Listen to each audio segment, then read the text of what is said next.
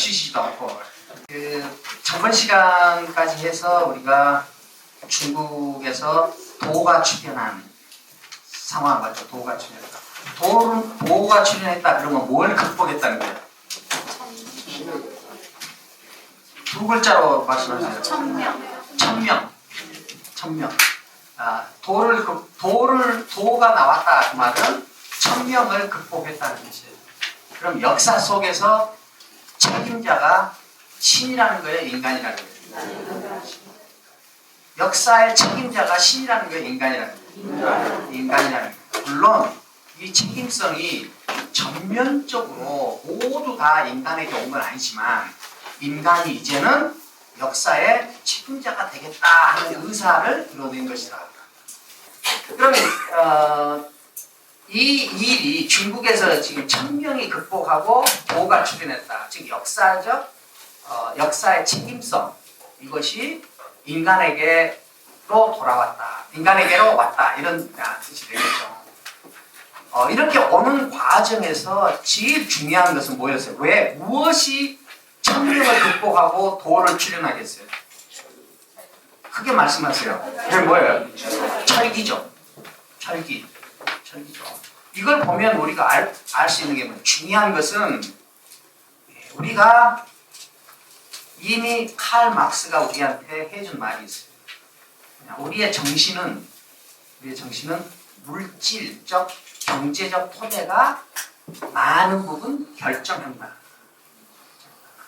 그러니까 좋은 나라를 만드는 것, 좋은 삶을 이루는 것에서 중요한 것은 경제적 토대와 상공업 발전이에요. 그러니까 물질 문명에 대한 발전을 소홀하게 보면은 이 사회와 인간이 진화하는데 매우 불균형하게 돼요. 그래서 우리가 이 중국에서 역사적 책임성이 신에게 있다가 그 역사적 책임성을 인간이 가져왔어요. 그것은 뭐냐? 천명을 극복하고 도의 시대를 연 거예요. 그런데 천명을 극복하고 도의 시대를 열게 한 그 궁극적인 동력은 어디서 왔느냐? 산업에 철기가 투입이 되면서 계급 구조를 흔들어 놓고 정치 구조를 흔들어 놓고 세계관을 흔들어 놨기 때문에 그렇다. 지금 이런 일들이 일어나는 것이 역사 속에서 어떤 단계에서 일어나는지를 보죠.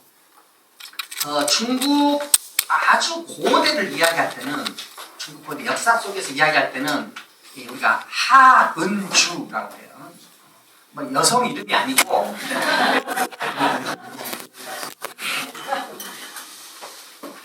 하나라, 그 다음에 은나라, 그 다음에 주나라. 하나라는 연대를 밝히기가 좀 어렵고 은나라는 약 BC 1600년경의 나라예요. BC 내가 말하는 숫자는 대부분 틀려요. 조금씩 틀려. 정확하지가 않아. 내가 그 장애가 있어요. 이해하죠? BC 1600년경. 그런데 많이 틀리진 않아요. 은나라는 BC 1600년경. 그 다음에 주나라는 BC 1046년경부터 서해진 나라예요. 그러니까 지금 우리가 하는 얘기는 어느 때 이야기하냐면 지금부터 약 3000년 전 얘기예요. 지금부터 3000년 전. 여러분들 지금 한 30년 전 얘기도 착각하고 계시는 거 아니죠? 3000년 전 얘기, 3000년 전 얘기. 자, 은나라 하면 떠올려야 될 것이 뭐예요? 각골문. 각골문을 왜 떠올려야 되냐? 거기에 각골문에 기록된 모든 내용들이 다 신에게 질문하는 거예요. 그걸 가지고 유추할 수 있는 것은 그때는 모든 일들을 다 신이 결정했다. 나라도 신이 세워주고 인간과 동물도 신이 구분해주고 그 다음에 왕도 신이 만들고 제후도 신이 만들고 노예도 신이 결정했다. 근데 이게 멸망을 했어요. 그래서 주나라가 건립됐죠. 이때 이 멸망 과정을 설명할 수 있는 하나의 장치, 개념이 만들어지는데 그게 뭐였어요?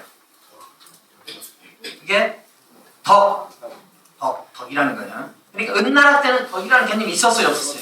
없었어요. 주나라 때 생긴 거예요, 주나라 때. 그 뭐냐?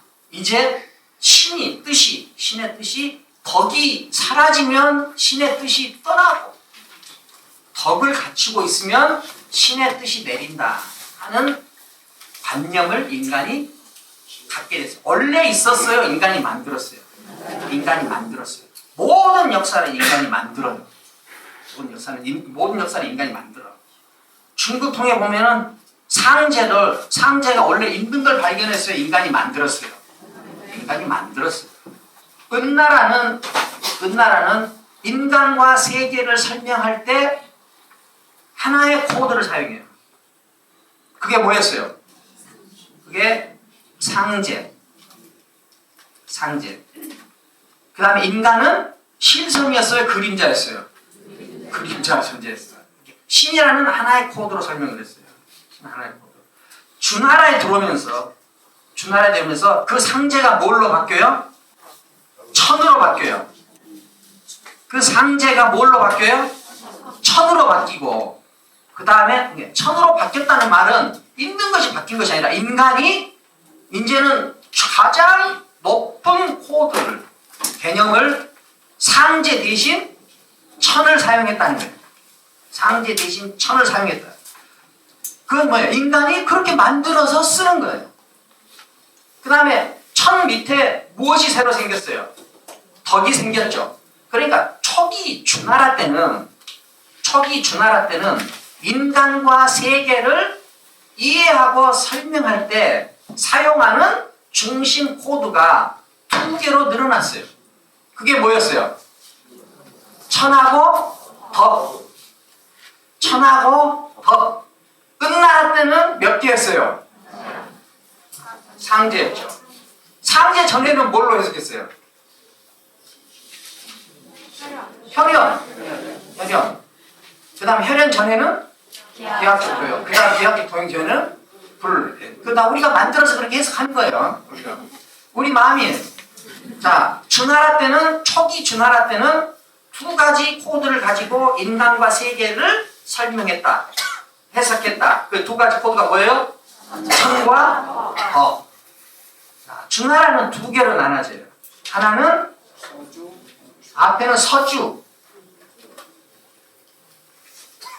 뒤에는 동주.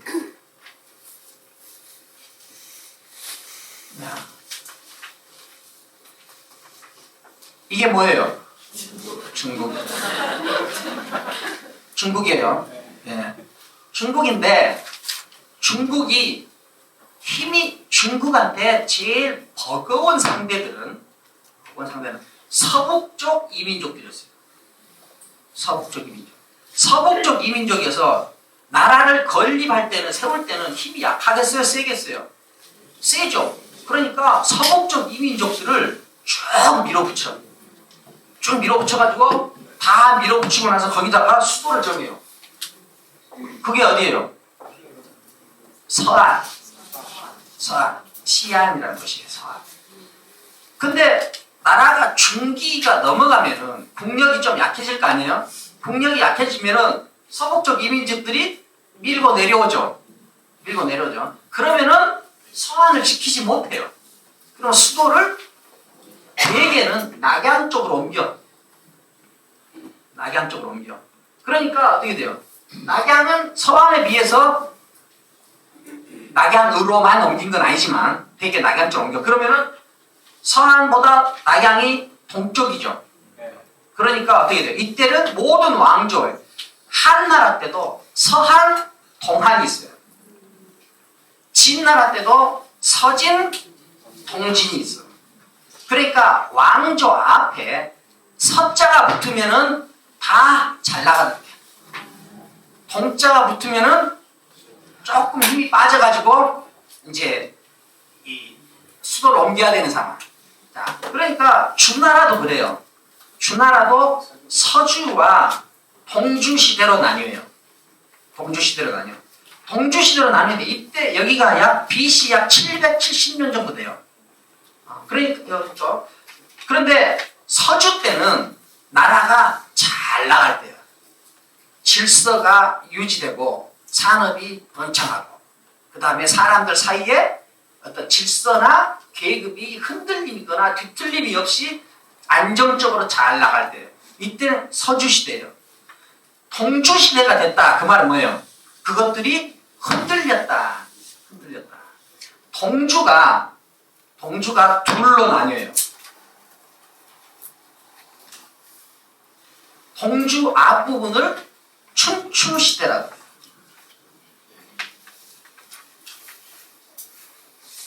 춘추. 동주 뒷부분을 전국이라고 해요.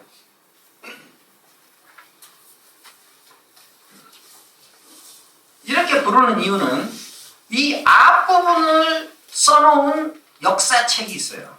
그게 춘추라는 책이에요. 그러니까 이때를 춘추시대라고 그러고 이 뒷부분을 써놓은 역사책이 전국책이라고 있어요. 그래서 여기를 전국시대라고 해요. 그래서 이 동주를 합쳐서 춘추와 전국 합쳐서 춘추 전국시대라고 해요. 많은 학자들은 인간이 경험한 혼란 중에서 가장 광범위하고 깊은 혼란을 이때 경험했다 이렇게 말을 해요. 그래서 뭐야? 춘추 전국시대라고 해요. 춘추시대. 자, 그러면은 철기가 산업에 투입이 될 때가 자, 이때가 뭐냐? BC 5, 6세기 이때가 뭐냐? 춘추말 전국초 이때 공자와 노자가 태어나요. 태어나게 이때 활동을 해요. 춘추말 전국초 이때 이제 어떻게 철학이 생긴다. 자, 그러면은 우리가 지금 앞에서부터 해온 이야기는 뭐예요? 도가 출현한 이야기 아니에요. 도가. 그러면 도는 이제 어느 시대에 출현해요? 주나라에서도 동주시대. 그것도 춘추말 전국초.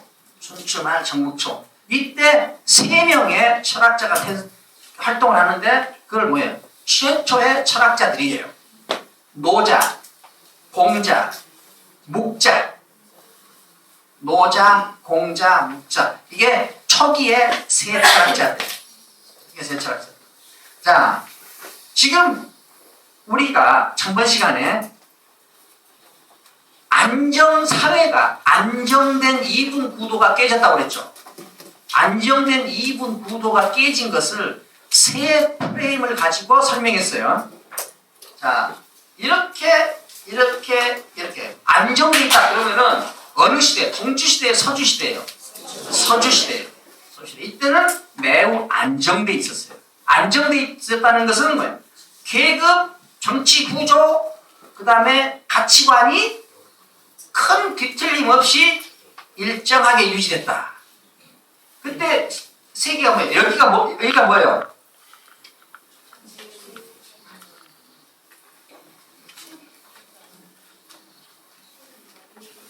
내가 죽어버렸네. 이게 뭐예요? 춘추 전국시대 혼란의 가장 근본적인 토대, 계급 토대. 그게 뭐예요? 여기가 뭘 써야 돼요? 군자. 여기가 소인. 여기는 뭘 써야 돼요? 천자. 여기는 제후. 여기는 뭘 써요? 천. 여기는 인.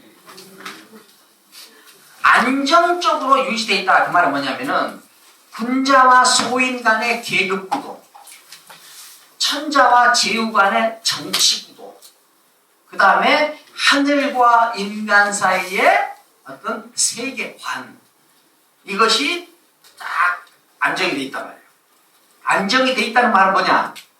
군자는 소인을 지배하고 소인은 군자의 지배를 받고 천자는 제후의 지배를 하고 제후는 천자의 지배를 받고 하늘은 인간을 지배하고 인간은 하늘의 지배를 받고 지배 피지배 관계가 매우 안정적으로 유지되어 있었다.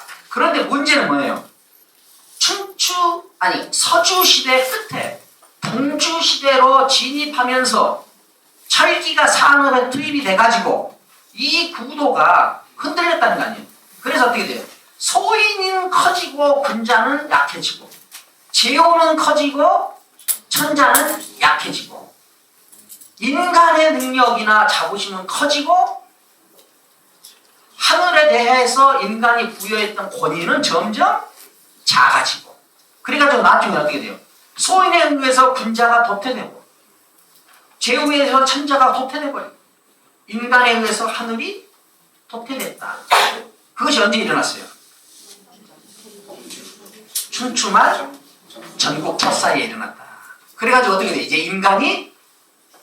인간을 초월한 힘에 의하지 않고 인간만의 힘으로 인간이 가야 될 길을 만들어야 된다.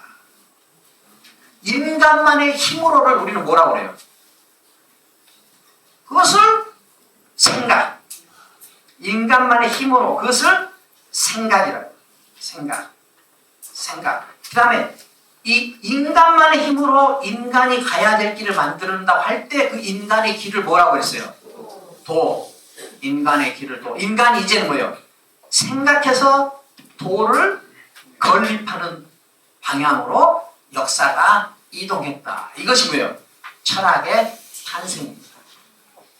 이때 매우 예민한 두 사람이 나타납니다. 예민한 두 사람. 이 예민함이라는 것은 뭐냐? 보통 사람들은 글 공부를 하더라도 그냥 보통 사람으로 하는 사람들은 그 글 공부를 통해서 자기한테 필요한 것을 찾아. 그런데 뇌가 잘못됐는지 왜 그런지는 정확히 잘 모르겠으나 자기한테 필요한 것을 찾는 것보다 시대가 아파하는 비용을 발견하고 그것을 해결하고 싶어하는 매우 예민한 사람들이 나타난다. 그런 사람들을 우리가 철학자라고 그런다. 이때 세 철학자가 나타났는데 그게 노자, 공자, 묵자다. 자, 그러면은 공자는 무슨 말을 했고 노자는 무슨 말을 했고 공자는 무슨 생각을 했고 노자는 무슨 생각을 했는지를 우리가 좀 알아야 되겠죠. 그걸 알아야 장자 안에서 나오는 많은 얘기들을 다 설명하지 않고 우리가 이해할 수 있다. 장자는 언제 들어갑니까? 이런 말씀하신 분들이 계시는데 그건 나도 몰라요. 그 장자를 이해할 수 있을 때까지는 무언가 해야 장자를 들어갔지. 그거 연장이 없이 장자를 찾아갈 수는 없기 때문에 그러는 거예요. 그러니까 좀 지루하더라도 내가 안 하려고 그런 건 아니니까 참고 기다리세요. 그러면 이제 오늘은 공자하고 노자라는 사람들은 어떤 뜻을 밝히려고 했는가? 세상을 어떻게 바꾸려고 했는가? 어떤 세상을 꿈꾸었는가? 하는 것을 한번 보죠.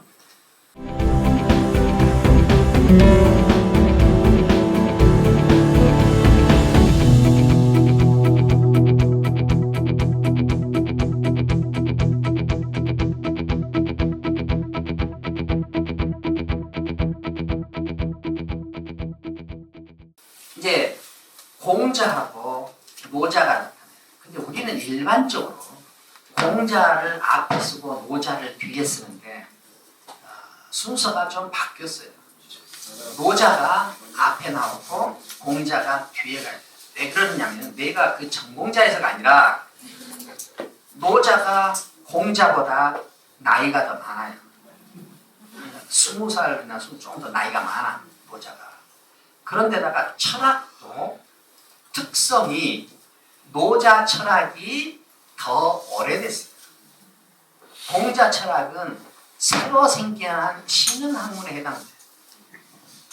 단적으로 이야기하면 노자 사상은 하나라 문명을 계승하고 있고 공자 사상은 은나라 문명을 계승하고 있습니다.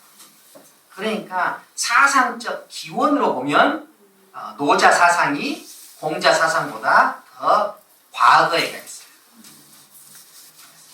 자, 그래서 이제 노자, 공자 이렇게 말하죠. 근데 여러분들한테 익숙하니까 이제 공자 사상부터 이야기를 하죠. 자, 지금 제가 몇 가지 질문을 할 테니까 한번 맞춰보세요. 내 눈을 보세요. 질문하겠다고 하면 다 봐. 공자는 인간의 길을 가고 노자는 자연의 길을 갔다. 맞는 말이에요? 틀린 말이에요?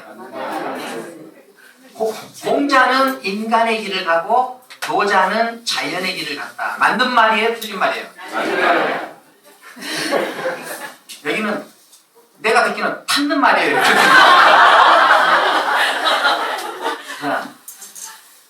공자는 인간의 길을 가고 노자는 자연의 길을 갔다. 맞는 말이에요? 틀린 말이에요? 그러면은 공자는 교육을 찬성하고 노자는 교육을 반대했다. 맞는 말이에요? 틀린 말이에요? 공자는 문명을 긍정하고 노자는 문명을 반대했다. 틀린 말이 맞는 말이에요? 공자는 입세적, 즉 세상 속으로 들어온 사람이고 노자는 세상을 벗어난 사람이다. 맞는 말이 틀린 말이에요? 자, 결론은 다 틀린 말이에요. 틀린 말이에요. 공자나 여기 이거 굉장히 중요한 말이에요. 왜냐면은 우리나라 사람들이 이걸 너무 많이 틀려. 중국 사람들도 틀려. 너무 많이 틀려. 이거 정확하게 공자나 노자나 인간의 길을 가는 사람. 인간의 길. 어느 길을 안 가고 인간의 길을 가려고 한 사람이에요. 신이 정해준 길. 신이 정해준 길을 안 가고 인간이 만든 길을 가겠다 하는 사람들이에요. 즉 천명을 극복하고 도를 건립하려고 하는 사람들이었다. 이건 매우 쉬운 말인데 너무 쉽게 오랫동안 착각했기 때문에 제가 한 번 더 이야기할게요. 공자나 노자나 인간의 길을 간 사람이다. 공자는 인간의 길을 가고 노자는 자연의 길을 갔다는 말은 거짓말이다.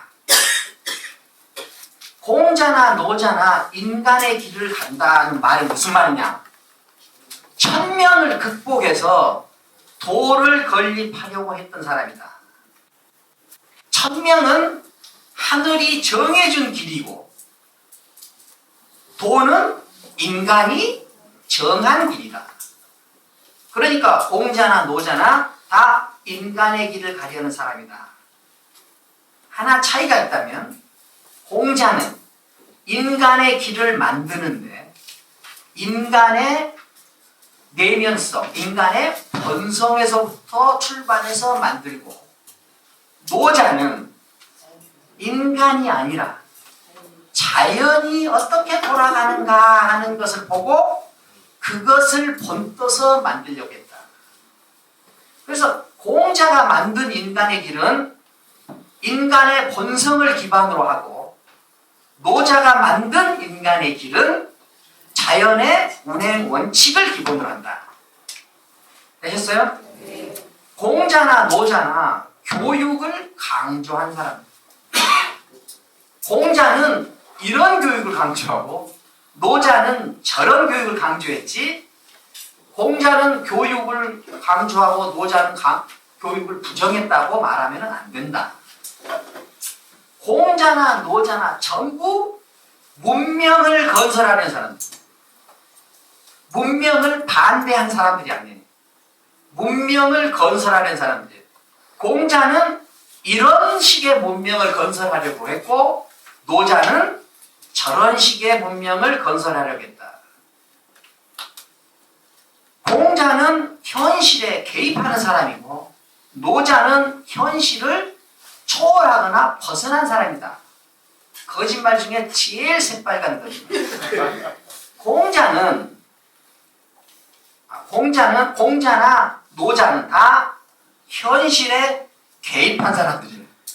그런데 공자는 이런 식으로 개입했고 노자는 저런 식으로 개입한다. 자, 지금 제 이 설명이 여러분들한테는 굉장히 어색하게 들릴 수도 있지만 이게 맞다. 다 공자나 노자나 다 문명론자다. 공자는 문명론자고 노자는 반문명론자라고 보면 안 된다. 자, 그러면은 공자는 인간의 길, 즉 도를 건립하려고 했는데 어디에 기본을 둔다고 그랬어요? 인간의 내면성, 인간의 본성, 인간의 본질. 자, 거기서부터 우리가 이야기를 해나가죠. 논어라는 책이 있어요. 논어라는 책.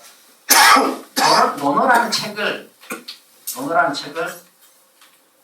가마솥에 넣고 팔팔 끓여가지고 증발되는 것은 다 나가게 하고 마지막에 한 방울만 딱 던지면은 한 방울만 남기고 다 증발시켜버려요. 그런데 그 마지막 한 방울을 들여다보면은 이런 한 문장이 남아요. 그게 뭐냐? 인간인 이유가 인간한테 있다. 인간인 이유가 인간한테 있다. 논어라는 이렇게 두꺼운 책은 이 한 문장을 펼쳐놓은 거죠. 이 한 문장을 펼쳐놓은 거죠. 이거 뭐하고 똑같냐? 여러분들 해인사 가시면 팔만대장경이 있죠. 팔만대장경도 다 한 줄을 확대시켜 놓은 거예요. 팔만대장경을 솥에다 넣고, 그건 좀 솥이 커야 되겠죠. 솥에다 넣고 팔팔 끓여서 마지막 한 방울만 남긴다고 합시다. 그 한 방울을 들여다보면은 한 줄이 남는데 그 한 줄이 뭐냐? 이것이 있으니 저것이 있고 저것이 사라지니 이것 또한 사라진다. 이것이 팔만대장경이 펼쳐지는 가장 밑바탕의 한 줄이에요. 논어도 솥에다 넣고 팔팔 끓였을 때 마지막 한 줄, 한 방울이 남으면 그거 뭐냐? 그것이 인간인 이유가 인간한테 있다. 이것이 공자의 혁명성을 보여준 전부예요. 인간인 이유가 인간한테 있다. 공자가 이 혁명성을 보여줬다면 그 이전 사람들은 이렇게 말하지 않았다는 뜻 아니에요. 그 이전 사람들은 인간인 이유가 어디에 있다고 했어요? 신한테 있다. 하늘에 있다. 이렇게 말했겠죠. 그런데 공자는 그 거짓말이다. 인간인 이유는 인간한테 있다. 이거는 당시로 보면은 매우 급진적이고 과격한. 여기서부터 공자의 모든 사상은 전개돼요. 인간인 이유가 인간한테 있다 하는 말은 멋진 말이죠. 공자는 옛날 사람이라 자기가 어떤 통찰을 기반으로 하고 있는지를 이렇게 매끄럽게 설명할 수가 없었어요. 그래서 내가 대신 그것을 이렇게 매끄럽게 설명해 준 거예요. 지금 왜 그러냐? 이 말을 너는 어디에 나오냐고 나한테 물어보는 분들이 있어요. 논어에 나오잖아. 공자가 그렇게 정리하진 않아. 자, 공자의 한 줄은 뭐예요? 인간인 이유가 인간한테 있다. 그러면은 인간인 이유가 인간한테 있다면은 그 인간한테 있는 그 이유, 그 근거, 그것을 공자는 뭐라고 했느냐? 그것을 인이라고 했어. 인이라고 했어. 우리나라에서는 이 인을 습관적으로 어질인으로 해석을 하는데, 이것을 어질인으로 해석하고 그대로 따르는 한 그 사람한테 공자 사상은 전체가 다 어지러워져요. 어지러지요. 이는 어질다는 뜻이 아니에요. 어질다는 뜻이 아니에요. 왜 우리는 이 인을 어질다라고 해석하고 쓰느냐? 그것은 우리가 이 글자를 우리가 만들지 않았기 때문에, 이 개념을 우리가 철학하지 않고 수립했기 때문에. 예를 하나 더 든다면,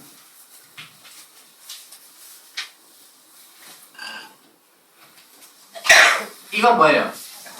착하다. 이것도 착하다라고만 우리가 쓰는 이유는 뭐냐? 이 글자를 우리가 만들지 않았기 때문에, 그리고 이 개념을 우리가 생산하지 않아서 그래요. 생산하지 않아서. 자, 이 착하다라는 거는, 자, 우리가 도덕경 안에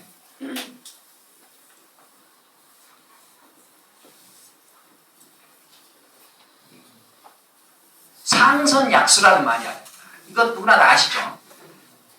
이걸 가장 착한 것은 물과 같다, 이렇게 해석하면은 얼마나 안 착해요. 가장 착한 것은 물과 같다, 이러면 의미가 얼마나 좁아져. 의미가 얼마나 좁아져. 이거는 뭐냐? 가장 탁월한 것은 물과 같다. 가장 탁월한 것은 물과 같다. 자, 어느 축구선수가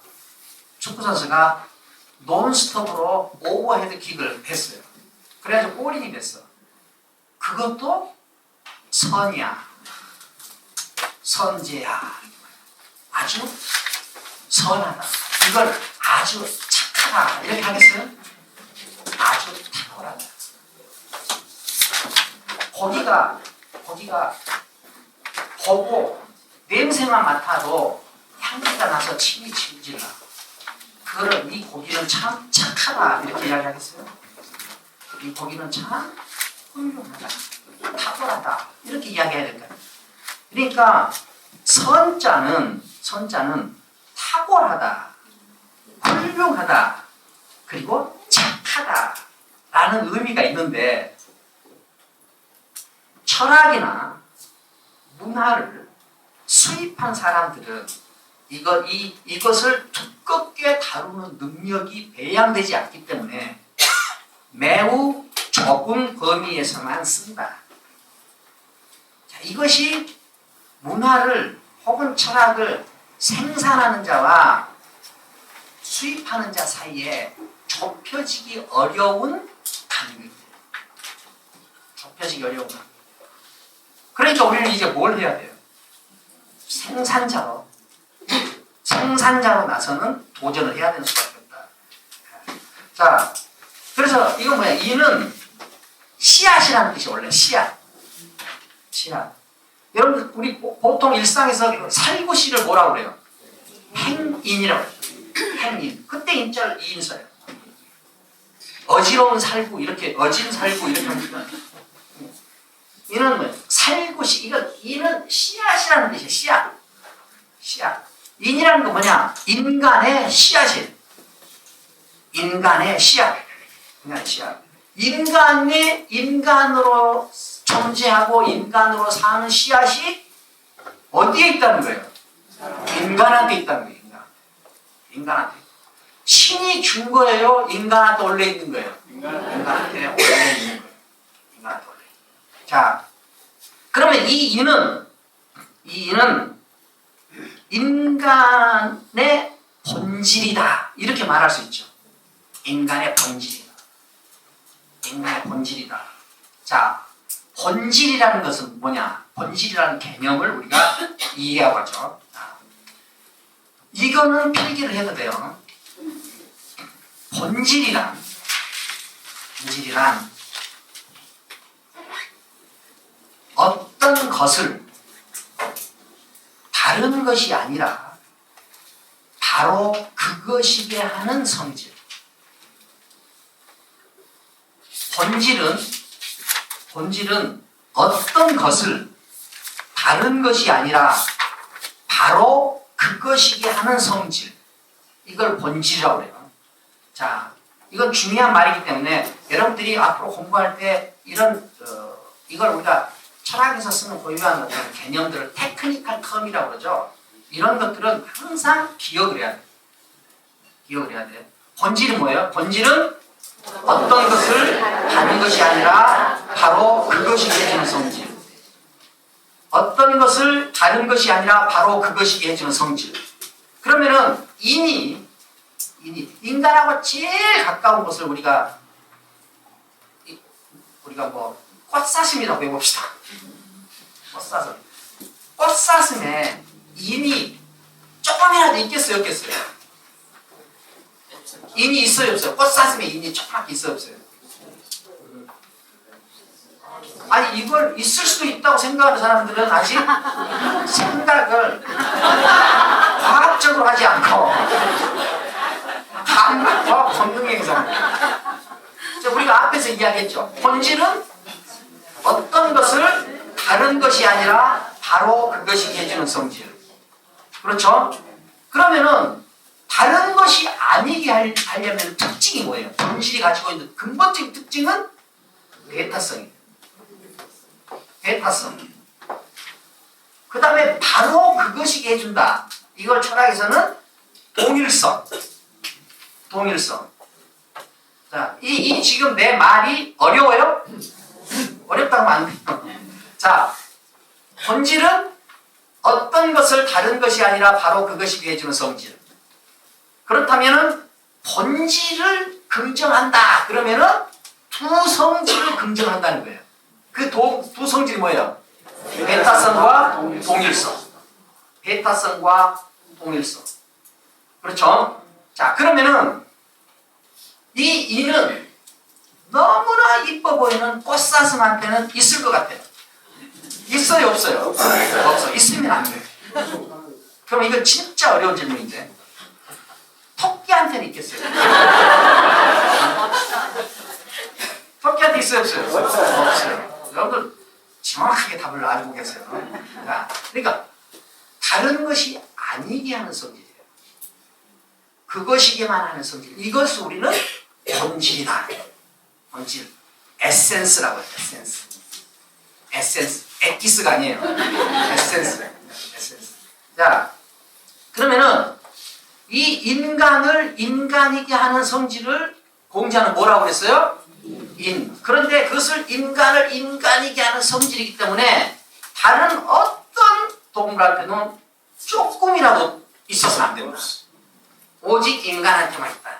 자, 그러면은 인간은 이 본질을 가지고 있는 한, 즉 인을 가지고 있는 한, 이 인을 키워야 되겠어요? 죽여야 되겠어요? 키워야 되겠죠. 자, 여기서 논어의 모든 내용이 나와요. 논어의 모든 내용은 이 인을 잘 지키고 잘 키우는 방법으로 채워져 있어요. 논어에 나오는 모든 내용은 다 인을 보존하고 인을 키우는 내용이에요. 자, 인간을 인이라는 본질을 가진 존재로 규정하는 한 이 본질은 보존되고 키워져야 되죠.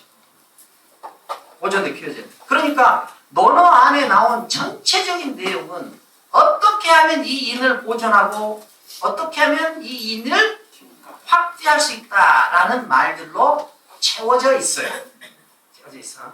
자, 그러면은 공자는 기본적으로 자, 이제 이 개념만 알면은 우리가 논어 안에 나오는 모든 내용을 추측할 수 있어요. 추측할 수 있어. 지금부터 이제 우리가 함께 논어를 써보는 시간을 갖도록 하겠어요. 공자만 쓸 수 있는 게 아니에요. 지금 오늘 여러분들이 나랑 함께 논어를 우리가 쓰는 거예요. 자, 뭐 어디 왜 쓰느냐? 단 한 가지 이유. 지금 인간이 인간인 이유가 인간한테 있다. 근데 인간한테 있는 이 이는 인간한테는 본질로 작용한다. 인간이 존재하는 근거니까. 인간이 존재하는 근거니까. 그것을 우리는 본질이라고. 본질은 어떤 것을 다른 것이 아니라 바로 그것이게 해주는 성질이다. 그러니까 여기서는 두 가지 성질이 긍정된다. 하나는 배타성, 하나는 동일성. 그러면 노는 공자는 나라와 나라 사이랄지, 음악과 음악 사이, 음악들 사이에서랄지, 그 다음에 사람과 사람 사이에 구분을 해야 된다고 하겠어요? 구분하면 안 된다고 하겠어요?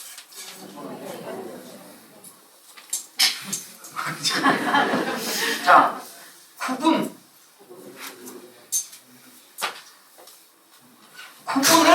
긍정하겠어요? 자, 긍정하겠어요? 반대하겠어요? 긍정할 수밖에 없죠. 공자는 구분을 긍정할 수밖에 없는 철학을 가지고 있다. 지금 이 말이 이해가 되세요? 안 되세요? 안 돼요. 자, 공자의 모든 생각과 어떤 사유 방식과 철학이 태동하는 가장 근본적인 개념은 뭐예요? 인이죠. 그렇죠? 이 인은 인간이 인간으로 존재하는 근거예요. 존재 근거예요. 인간이 인간으로 존재하는 근거, 즉 이걸 존재 근거. 존재 근거를 지금 머릿속에 안 들어온다고 해서 아예 안 들어버려야 돼. 이거만 해요. 보여요 여기서 보면. 자, 존재 근거를 두 글자로 하면은 그것을 본질이라고 하는 거예요. 네 글자로 하면 존재 근거, 두 글자로 하면 본질이에요. 본질이라는 개념에는 두 가지 성질이 다 있어요. 본질을 인정하면은 따라올 수밖에 없는 두 가지 성질이 있어요. 그게 뭐예요? 배타성과 동일성. 배타성과 동일성을 긍정하면 구분에 대해서 구분을 해야 된다고 하겠어요? 구분을 하면 안 된다고 하겠어요? 해야 된다. 구분을 긍정할 수밖에 없어요. 그러니까 유학 시스템 안에서는 촌수를 나누는 거예요. 촌수를 나눠. 그 촌수를 왜 나눠요? 왜 삼촌한테 하는 행위가 다르고 사촌한테 하는 행위가 왜 달라야 된다고 생각해요? 왜 구분을 해요? 왜 구분을 해요? 그러니까 왜 멀고 가까움을 구분해야 돼요? 왜 멀고 가까움을 구분해야 돼요? 그러니까 왜 친한가 안 친한가?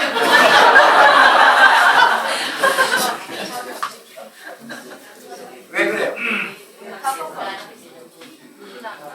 왜 우리가 촌수를 나눠야 돼? 왜 친하고 안 친하고를 따져 구분을 해야 돼?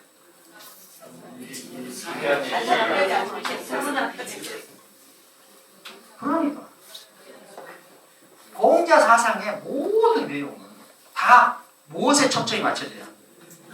인을 보존하고 확대하는 것을 말입니다. 인을 보존하고 확대한다. 이 말은 뭐냐?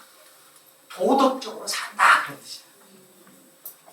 인은 근본적으로 도덕적 자각 능력과 관련돼요. 도덕적 자각 능력과 관련돼요. 자, 그러면은 구분을 강조한다. 그러면은 공자는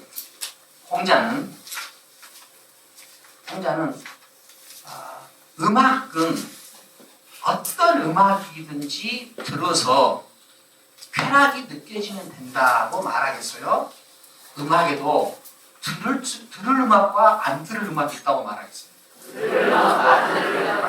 들을 음악과 안 들을 음악이 있다고 하겠죠. 왜? 구분을 강조하는 것을 당연하게 생각합니다. 자, 그러니까 논어 안에 이 음악은 들으면 좋고 저 음악은 들으면 안 된다는 내용이 나오죠. 네. 자, 그러면 공자는 2단을 부정하겠어요? 2단을 수용하겠어요? 2단을 배척하자고 하겠어요? 2단도 품자고 하겠어요? 2단도 품자고 해요? 배척하자고 해요? 배척하자고 그러죠. 2단은 배척해야 된다고 말하죠. 그냥 배척해야 된다고 말하죠. 왜? 공자는 기본적인 사유 구조가 본질적이기 때문에. 본질적이기 때문에. 자, 그러면은 공자는 우리 개념 있죠? 이름, 개념을 개념적 활동이라는 게 뭐예요? 그렇죠? 개념적 활동을 긍정하겠어요? 부정하겠어요? 긍정하죠. 개념을 분명히 하자고 그랬어요? 개념은 대충 넘어가자고 했어요? 분명히 하자고 했죠. 알죠? 자, 그러면은 공자는 언어 활동에 긍정적인 태도를 보이겠어요? 부정적인 태도를 보이겠어요? 언어 활동에 긍정적인 태도를 보여요? 부정적인 태도를 보여요? 긍정적인 태도를 보이죠. 자, 이 내용이 다 논어 안에 나와 있습니다. 논어 안에 나와 있습니다. 우리가 논어를 다 읽지 않아도 짐작할 수 있는 것들은 엄청 많아요. 왜? 공자가 존재의 근거, 즉 인을 긍정했다는 거죠. 자, 그러면은 이 인은 어떻게 생겼는가? 이 인은 어떻게 생겼는가가 중요하죠. 인은 우리가 인이라고 하는데 인은 도대체 어떻게 생겼는가? 인은 어디에서 제일 인같이 발견되느냐? 그 뭐냐? 부모와 자식 간. 부모와 자식 간. 부모와 자식 간. 그러면 공자의 사상은 기본적으로 혈연적 유대감에서부터 출발해요. 혈연적으로. 자, 우리가 길을 가는데 누가 도둑질을 하는 걸 봤어. 도둑질을 하는 걸 봤는데 또 112에 신고하려고 112까지 쳤는데 일을 치려고 보니까 우리 아버지 이가 눌러지겠어요? 안 눌러지겠어요? 안 눌러지죠. 안 눌러지는 대신 어떻게? 아이고 왜 저러신다냐? 내 마음이 굉장히 당황스러운 마음이 들죠. 아버지가 도둑질하는 걸 보고 드는 그 당황스러운 그 마음, 그때 심리 상태, 이것이 인에 가까워. 어디 가서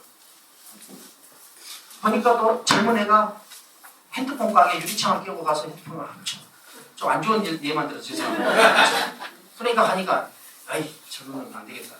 112 신고를 하려고 보니까 우리 아들이 그럼 이까지 눌러줘야 안 눌러줘요? 저놈 새끼 왜 저런다? 왜 저런다? 어쩌려고 저런다? 할 때 그 마음속에 알 수 없게 드는 어떤 마음, 그것이 인에 가까운 거예요. 가까운 거예요. 그러니까 공자는 어떤 개념을 제기하냐면은 친친이라는 개념이에요. 혈연적으로 가까운 사람을 더 가깝게 생각하는 그 마음. 혈연적으로 가까운 더 가깝게 생각하는 그 마음. 이것이 인에 가까운 마음. 자, 내가 어렸을 때, 이거 진짜 내 이야기 아니라 지금 만든 이야기예요. 우리 아버지는 우리 진짜 아버지가 아니라 만든 얘기예요. 우리 아버지는 맨날 술만 드시고 나를 그냥 때리기만 했어요. 근데 우리 외삼촌이 나를 공부도 가르치고 학교도 보내줬어. 그래서 내 아버지는 나한테 별로 좋은 인상이 없어. 근데 우리 외삼촌은 참 좋아. 근데 우리 외삼촌하고 아버지가 한 동네에 같이 살아. 설날 방문하는데 아버지한테 닭 한 마리 사가지고 가고 외삼촌한테는 소갈비 한 짝을 공자가 잘했다고 하겠어요? 못했다고 하겠어요? 네. 작은 외삼촌한테 이 소갈비 한 짝을 사주고 싶으면 아버지한테는 소갈비 한 짝 더하기 닭 한 마리 정도는 해야 된다. 왜? 혈연적 유대감들 사이에 구분되어 있는 상태에서는 분명히 차이를 보여야 된다. 그러니까 후천적으로 아버지가 나한테도 못하고 외삼촌이 나한테도 잘했더라도 혈연적 유대감을 기반으로 한 이 원초적 정서를 지키는 것, 이것이 인간이 도덕적으로 성장해가는 길이라고 공자는 본 거예요. 그러니까 공자는 인간의 본질, 즉 이는 부모 자식 간에 나타나는 원초적 정감, 이것이 인에 가장 가까운 것이고, 그 부모 자식 간에 흐르는 원초적 정감을 기반으로 해서 혈연의 친소 관계에 따라 촌수를 정하고, 먼 촌수에 대하는 것과 가까운 촌수에 대하는 것을 같게 해야 돼요? 다르게 해야 돼요? 다르게 해야 돼요. 그 다르게 하는 목적이 뭐예요? 왜 다르게 해야 돼요? 그렇게 해야 인을 보존하고 확대할 수 있고, 다시 말하면 그것이 바로 공자가 생각하는 인간적 삶이고, 인간적으로 성숙해가는 것이고, 도덕적으로 완성되어가는 길이다. 자, 그러면은 인의 이제 특성이랄지 이런 것 우리가 다 봤죠. 그 다음에 자, 그러면은 그 인은 줄어 들어가는 거예요? 키워져야 되는 거예요? 키워져야 되는 거죠. 이것을 키우다 보면은 가장 높은 단계로 키워지는 단계가 있을 거 아니에요. 이 단계를 공자는 뭐라고 했냐? 예라고 했어요. 예. 이걸 예라고 해요. 이 예는 도덕적으로 완성된 정점의 것이고, 그것은 역사를 통해서 수정되고 인간들 사이에 가장 수준 높은 성인들이 만든 것이기 때문에 인간성이 제대로 반영된 매우 옳은 것이다. 그런 것이다. 자, 공자는 이렇게 말해요. 예라는 것은 인이라고 하는 인간의 본질이 확대돼서 가장 높은 단계까지 확대된 것이죠. 그러면 이 공자는 이렇게 말해요. 예에 맞지 않으면 보지도 마라. 예에 맞지 않으면 듣지도 마라. 예에 맞지 않으면 말하지도 마라. 예에 맞지 않으면 움직이지도 마라. 자, 그러면은 공자는 보편적 이념을 긍정하고 있어요? 부정하고 있어요?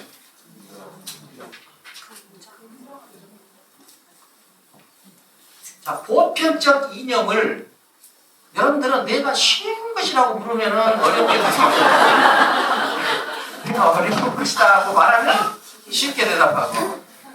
자, 보편적 이념이라는 것은 누구나 지켜야 될 이념을 보편적 이념이라고 해요. 누구에게나 해당되는 이념을, 누구에게나 해당되고 누구나 지켜야 될 이념을 보편적 이념이라고 해요. 자, 그러면 공자는 보편적 이념을 긍정해요, 부정해요?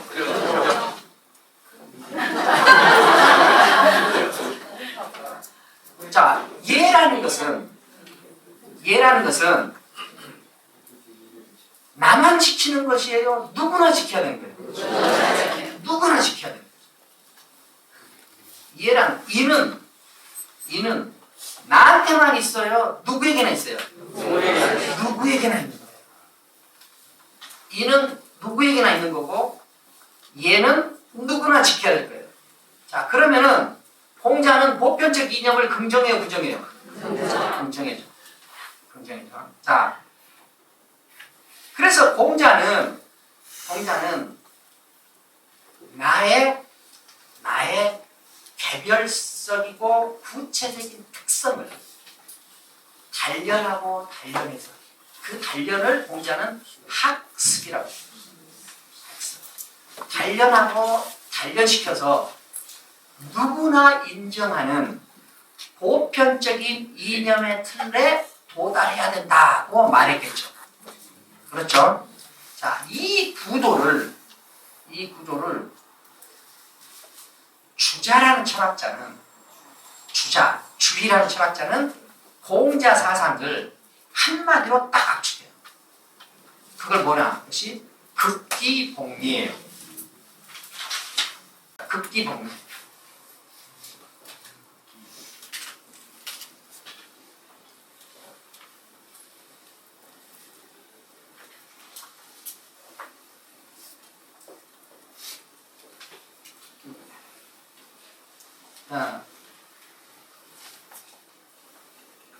나의 개별성이, 이니, 나한테 있는 이는 나한테만 있는 것이 아니라 누구한테도 있죠. 누구한테도 있는 인이 확대돼서 예로까지 올라가야 되죠. 예까지 올라가려면은 내가 부단한 훈련 과정을 겪어야 돼요. 그 부단한 훈련 과정을 공자는 논어 첫 줄에서 이렇게 말해요. 학습. 학이 시습지. 학습. 그래서 이 학이라는 개념은 공자 사상에서는, 특히 융합 사상에서는 매우 중요한 개념이에요. 학습. 이 부단 내가 개별적이고 경험적이고 아직 도덕적으로 완성되지 않은 내가 학하고 습해서, 즉 부단히 단련해가지고 계속 하강해야 돼요, 상승해야 돼요. 순환해야 돼요, 상승해야 돼요. 순환해야 돼요, 상승해야 돼요. 지금 우리가 공자 이야기하고 있어요. 자기 좋아하는 걸 선택하려고 하지 마세요. 자, 학과 습을 통해서 부단히 상승해서 어디까지 도달해야 돼요? 예까지 도달해요. 이 과정을 극기복리라고 해요. 자, 그러면은 극기복리에서는 무게중심이 기한테 있어요? 예한테 있어요? 예 있죠. 예는 보편적으로 단련되고 승화된 것이고, 나는 어때요? 아직 학과 습의 과정을 거쳐야 되는 존재예요. 그렇죠? 그러니까 뭐예요? 극기복리의 구조에서, 유학 구조에서 기는 보편적인 예로 진입해야 되는 존재죠. 그러니까 이때 완성도는 기에 있어요, 예에 있어요? 더 좋은 거는 기예요, 예예요? 예. 그 다음에 도달해야 될 목표 이상은 기예요, 예예요? 예죠. 그러면은 여기 있는 거는 기예요, 예예요? 저기 있는 거는 여기 저기라고 할 때 여기는 생각하지 마세요. 생각하지 말고 그냥 이미지로만 여기와 저기로 볼 때 얘는 여기 있어요, 저기 있어요? 나는 여기 있어요, 저기 있어요? 여기에 있죠. 그러니까 나는 지금 여기를 누려야 될 존재예요? 저기로 나아가야 될 존재예요? 유학의 전체 시스템은 뭐냐? 지금 여기 있는 나를 단련시켜서 저것으로 가야 되는 존재다. 저것으로 가야 되는 존재다. 유학은 전체적으로 이곳을 꿈꾸는 것이에요? 저것을 꿈꾸는 것이에요? 저것을 꿈꾸는 것이죠. 그러니까 저것이 무슨 뭐 하느님의 세계, 부처님 세계 이런 건 아니고 공간으로 하면 여기죠. 그러니까 여기 안에서 우리가 꿈꾸는 저기의 세상을 여기에서 실현하는 거예요. 그러니까 무게중심은 여기에 있어요, 저기에 있어요? 저기에 있죠. 그러면은 유학 시스템 안에서는 가치론적으로 내가 중요해요, 우리가 중요해요?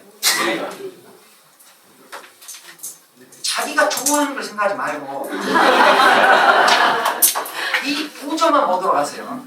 이 구조 안에서 자기가 가지고 있는 평소 생각 이런 거는 지금 이 구조만 놓고 볼 때 공자 사상 체계 안에서 더 중요한 것은 우리예요, 나예요? 우리가 되죠. 우리가 되죠. 이게 그러니까 공자 사상, 그 유학 사상은 가족 중심주의같이 집단을 지향하는 의식이라는 것으로 발전할 가능성이 크다. 이 발전할 가능성이 크게 된 궁극적인 근거는 뭐예요? 인간을 인이라는 본질을 가진 존재라는 인식에서부터 이런 것이 전부 출발합니다. 자, 다시 복습하겠습니다. 논어를 솥에다 넣고 끓여요. 끓이면은 마지막 한 줄이 남아요. 그 한 줄이 뭐예요? 인간이 인간인 이유가 인간한. 그럼 인간한테 인간이 인간으로 존재할 수밖에 없는 그 근거, 그 이유를 공자는 뭐라고 그랬어요? 이는 요즘 말로 하면은 뭔질이에요. 본질이죠. 본질을 네 글자로 하면 뭐예요? 존재 근거예요. 존재 근거. 인간이 인간으로 존재하는 근거를 제시했다. 그 근거를 인이라고 했다. 그래서 이 인은 키워져야 된다. 그러면은 이것이 키워져서 여러 역사를 거치고 합의되고 수정되고 보완돼서 가장 크게 키워진 이 단계를 뭐라고 했어요? 이해라고 했죠. 그래서 공자 사상을 네 글자로 압축하면 극기복례. 다음 시간까지 기억할 수 있겠죠? 네. 있죠? 네. 야, 그러면은 유학 안에서는 그 공자 안에서는 공자는 키우자고 하겠어요? 줄이자고 하겠어요? 키우자고 하겠어요? 줄이자고 하겠어요? 채우자고 하겠어요? 비우자고 하겠어요? 채우자. 이것이 공자 논어의 전체 구조다. 여러분들 마스터했어요. 이게 공자 마스터했어요. 그 다음 이제 해야 될 일은 뭐예요? 여러분들이 논어를 읽는 이 구조를 가지고 읽어보세요. 그러면은 공자가 이런 소리를 할 수밖에 없구나. 할 수밖에 없는 소리만 해놨구나 하는 것을 아시게 될 거예요. 논어 마스터했어요. 그러면은 제가 마스터한 기념으로 차를 한잔 마시겠습니다.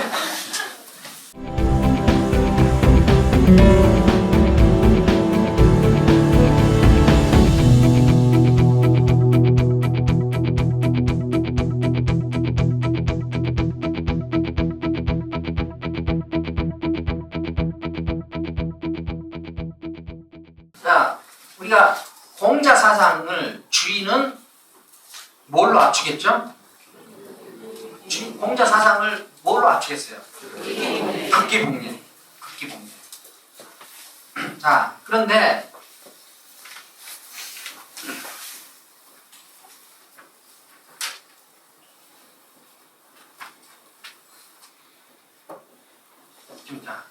그런데 이것과 전혀 다른 생각을 한 사람이 있어요.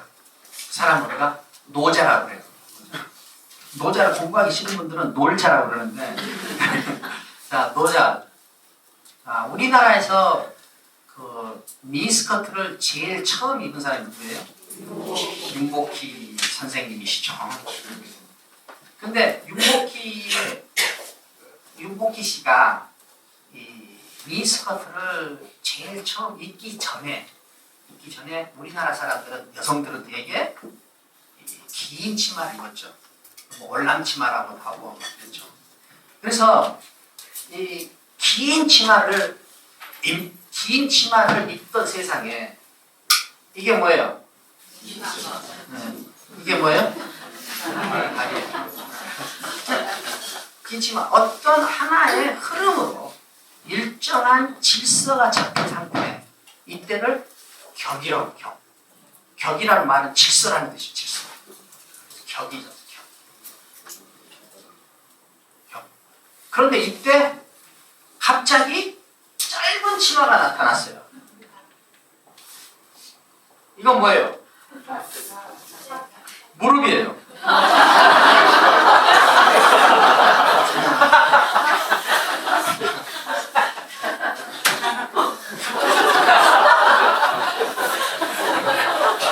이걸 뭐라 그러냐? 이걸 예술적 감동. 예술적 감동을 가지고 균형이 무너지고.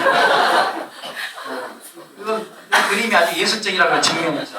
자, 이때 긴 치마로 이루어진 질서, 격 사이에 갑자기 이 짧은 치마가 나타났어. 그럼 어떻게 이 격을 깬 거죠. 이걸 뭐라 하냐면 하격이라고. 격을 깼죠. 그러면은 이 격을 깨고 들어오면은 사회가 그것을 허용하겠어요? 허용하지 않겠어요? 허용하지 않죠. 허용하지 않으면 어떻게 돼요? 허용하지 않아도 사람들이 막 따라오면은 기존의 질서를 지키라고 만들어 놓은 조직이 있어요. 경찰이죠. 경찰을 동원해서 이걸 이제 못 입게 하죠. 미니스커트 단속한 거 전부 다 여기 계신 분들은 다 그 시절을 사신 분 같아요. 네, 한 분 계시네요. 자, 그러면은 이게 맞는데 이게 이 세상은 파격적 현상이 수없이 많이 등장했다 사라지고 등장했다 사라지고. 그런데 어떤 파격 현상은 그 시대의 변화를 드러내는 코드로 기능하고 어떤 파격은 그냥 아무 기능도 못하고 사라져. 다시 말하면은 어떤 파격 현상은 시대의 설득력을 갖게 되고 어떤 파격 현상은 시대의 설득력을 갖지 못하고 도태되고 미니스커트는 시대를 설득한 파격이었어요. 그래서 사람들이 막 따라서 입어. 따라서 입으면은 이 파격 현상을 처음 따라서 하는 사람은 주류겠어요? 주변이겠어요? 주변이죠. 주변. 새로운 파격은 어디서부터 힘을 받냐 하면은 주변에서부터 힘을 받아요. 주변에서. 자, 주변에서부터 힘을 받아서 이렇게 계속 주류 속으로 진입하죠. 진입하면 어떻게 돼요? 사람이 점점 늘어나면은 경찰도 어쩔 수 없어. 그러면 이제 후퇴하죠. 그럼 어떻게 돼요? 이제 미니스커트를 입는 사람과 안 입는 사람들이 섞여가지고 이 사회는 매우 생동감 있는 사회가 돼요. 생동감 있는 사회가 되고 어느 순간에 이 미니스커트가 유행이라고 공인받아. 유행이라고 공인받아. 자, 어떤 파격 현상도 유행이라고 공인받는 순간 그것은 단순히 패션에 머물지 않고 바로 이데올로기로 변질돼요. 권력으로 바뀌어. 이데올로기로 변질되고 권력으로 바뀐다. 그건 무슨 뜻이에요? 어떤 식으로든지 미니스커트에 대해서 반응하지 않으면 불편해져. 그래서 미니스커트를 입거나 강력히 저항하거나. 자, 그러면은 미니스커트가 유행이라고 합의되는 순간, 이 미니스커트는 바로 이데올로기와 권력이 되죠. 그리고 어떻게 돼요? 당시 아름다움을 표현하는 하나의 기준이 돼요. 기준이 되죠. 자, 기준이 되면 어떤 현상이 벌어지느냐? 미니스커트를 입은 사람과 안 입은 사람으로 구분되게 돼요. 미니스커트를 입은 사람이 우월감을 갖겠어요? 안 입은 사람이 우월감을 갖겠어요? 입은 사람이 우월감을 가져요. 우월감을 가져요. 그 다음에 미니스커트 입은 사람이 안 입은 사람을 무시하거나 억압해요. 자, 이게 미니스커트가 처음에는 단순히 패션의 유행이었는데 유행이라고 합의하는 순간 기준이 돼가지고 사회를 구분하게 됩니다. 구분한 다음에 행동이 뭐예요? 심리적이든 현실적이든 이 기준에 안 맞는 사람을 배제해요. 그 다음에는 억압해. 그 다음에 미니스커트를 입은 사람들 사이에서는 미니스커트가 하나의 미적 기준이 되죠. 미적 기준이 되면은 미니스커트를 입어서 아주 더 아름다워지. 조금 더 아름다워지. 입을 때나 안 입을 때나 똑같은. 미니스커트를 입어서 더 안 좋아지. 이런 단계로 어떻게 돼요? 차등화가 되죠.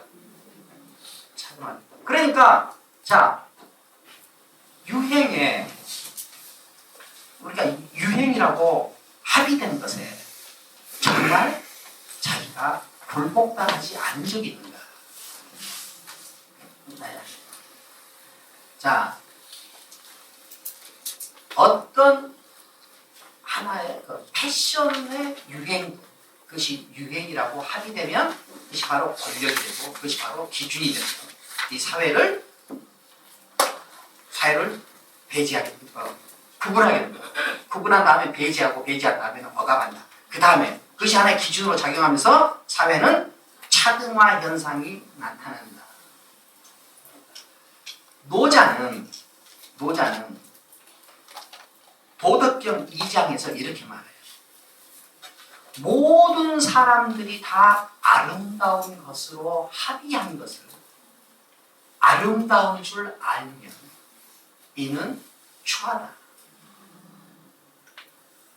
모든 사람들이 다 선하다고 하니까 그것을 선한 줄 알면 이는 추하다. 추하다. 모든 사람들이 아름답다고 하는 것을 아름다운 줄 알면 이는 추하다. 추하다. 그건 뭐냐? 나의 아름다움을 표현하는 패션이 나의 아름다움을 표현하고 있냐? 아니면은 우리 모두가 합의한 아름다움을 표현하고 있냐? 노자가 볼 때 각자가 아름다움을 표현해서 각자의 아름다움을 표현해서 이룬 사회의 아름다움이 강하다라고 보는 거예요. 모두가 합의한 아름다움을 아름다운 것으로 알고 그것을 수행해서 이루어지는 사회의 아름다움은 매우 약하다. 매우 약하다. 나의 아름다움은 노자 생각 안에서 나의 아름다움은 여기 있어요, 저기 있어요. 합의된 아름다움, 모두의 아름다움은 여기 있어요, 저기 있어요. 저기 있죠. 나의 아름다움은 여기 있죠. 나의 아름다움은 여기 있어요. 왜 여기 있다고 그러냐? 나의 아름다움은 각각의 아름다움들끼리 차이가 나요, 안 나요? 달라요, 같아요? 다르죠. 이 각자의 다른 아름다움이 자발적으로 드러나서 이루는 전체적 아름다움이 진정한 아름다움이라고 노자는 보는 거예요. 자, 그러니까 노자는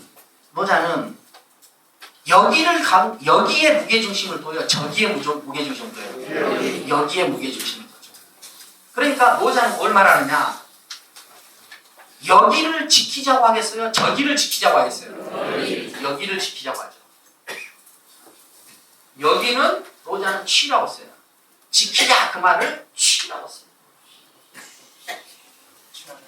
저기는 버려야 돼요? 취해야 돼요? 저기는 버려야 되죠. 그 뭐냐? 거피예요. 그래서 공자가 극기복례를 강조했다면 노자는 거피 취차를 강조해요. 공자가 극기복례를 강조했다면 노자는 거피취차를 강조해요. 자, 기는 여기 있어요, 저기 있어요? 공자 안에서요. 공자 안에서 기는 여기에요, 저기에요? 여기죠. 얘는 여기에요, 저기에요? 저기죠. 저기죠. 공자는 얘를 지키자고 그래요, 버리자고 그래요? 자기를 극복해야 돼요, 그대로 지켜야 돼요? 그러니까 공자는 극기복례를 피차의 개념으로 설명하면은 거차 취피가 되고, 노자는 거피취차가 된다. 지금 이게 좀 속도가 빠른데 이거 전부 이해가 되세요? 네, 이해가 되시죠? 그러면은 공자는 무게중심이 나한테 있어요, 우리한테 있어요? 공자는 무게중심이 나한테 있어요, 우리한테 있어요? 우리한테 있죠. 노자는 무게중심을 나한테 둬요, 우리한테 둬요? 나한테 두죠. 나한테 두죠. 그러면 까르페디엠, 지금 여기는 공자에 가까워요, 노자에 가까워요? 농자. 공자에 가까워요, 노자에 가까워요? 노자에 가깝죠. 자, 그러면은 공자하고 노자 사상에 대해서 우리가 좀 개념이 잡혔죠. 이게 이제 우리가 장자로 들어갈 초보적인 준비를 한 거예요. 그런데 하나 어려운 관문이 있어요. 공자가 극기복례를 우리가 지금까지 이해를 통해서 보면은 공자는 극기복례를 주장해요, 주장할 수밖에 없어요. 주장할 수밖에 없죠. 왜? 인을 긍정하는 한 이거 극기복례로 갈 수밖에 없죠. 자, 인간의 본질을 긍정하는 한 극기복례를 주장할 수밖에 없다. 지금 내 말이 이해가 돼야 안 돼요? 돼요. 이해가 되죠. 이해가 안 된 분들은 옆 사람들한테 물어봐서 한번 이해를 하도록 하세요. 자, 이게 이제 공자 노자인데, 그러면은 노자도 거피취차를 주장할 수밖에 없는 어떤 무엇이 있을까요? 거피취차를 주장할 수밖에 없는. 자, 그러면은 공자는 공자의 극기복례와 노자의 거피취차는 반대되죠. 그러면 공자가 극기복례를 주장하기 위해서는 인이라는 본질을 긍정하는 거죠. 그럼 노자는 인이라는 본질을 주장해서 나올 수밖에 없는 극기복례와 전혀 반대의 생각을, 구도를 가지고 있다. 그렇다면은 공자 이 거피취차를 말할 수밖에 없는 그 구도라는 것은 기본적으로 본질을 긍정하겠어요, 부정하겠어요? 부정하죠. 본질을 긍정하는 한 극기복례를 주장할 수밖에 없어. 그러면은 극기복례와 반대되는 주장을 하기 위해서는 본질을 긍정해야 되겠어, 부정해야 되겠어? 본질을 부정해야 될 수밖에 없죠. 그 본질을 부정하는 것을 우리는 일단 비본질이라고 말해보죠.